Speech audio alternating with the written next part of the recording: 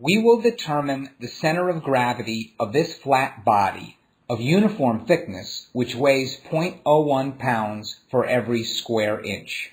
We could break up this body any way we want. We will first think of it as composed of these sub-areas.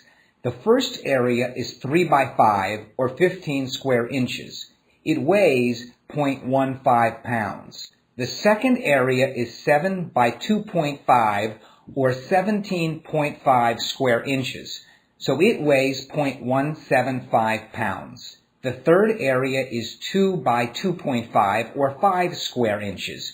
It weighs 0.05 pounds. The total weight is the sum of these forces, or 0.375 pounds. The total area is 37.5 square inches. The actual distributed force of gravity is statically equivalent to the combination of these three forces. Now we just need to find the single force which is statically equivalent to these three forces. To be statically equivalent, it must correspond to the same net force as these three, namely 0.375 pounds downward, and it must have the same net moment about any point. We can choose any convenient point to compute moments. We choose the left edge, so we need the distance of each of these forces from the left edge. Since each of these forces must act through the center of its rectangular region, here are the distances. We will now draw the total force at the center of gravity, which is at an unknown position. We define the distance from the left edge to the center of gravity as x sub g. Let's sum the moments about the left edge for the individual forces.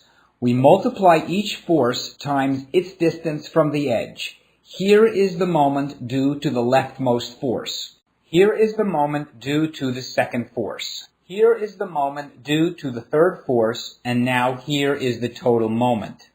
Now let's write down the moment about the left edge due to the net force at the unknown distance x sub g from the left edge. These two moments must be equal if the net force is to be statically equivalent to the three individual forces.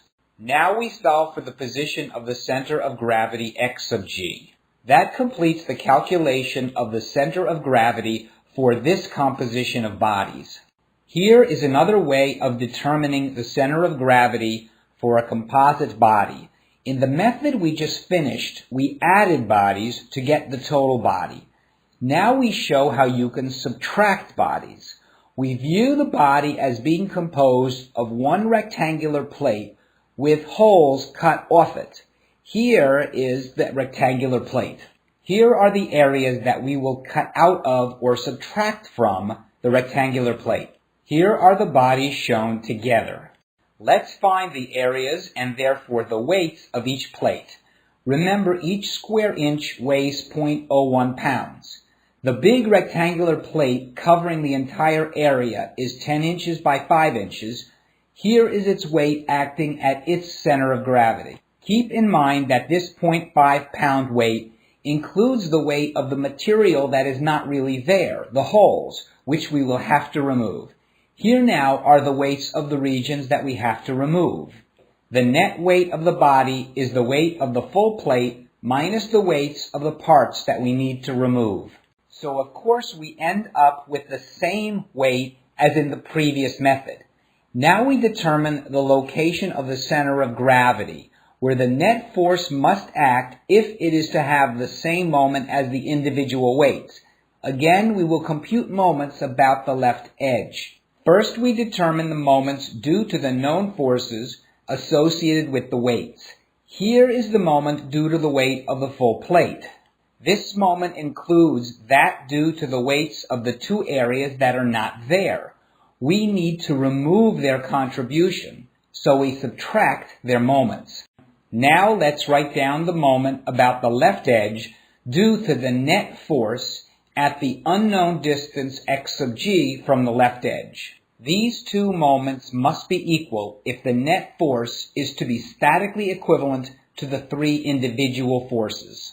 Now we solve for the position of the center of gravity. We find the same center of gravity as before. Usually, you only use one method to find the center of gravity. We use the same problem to illustrate both methods.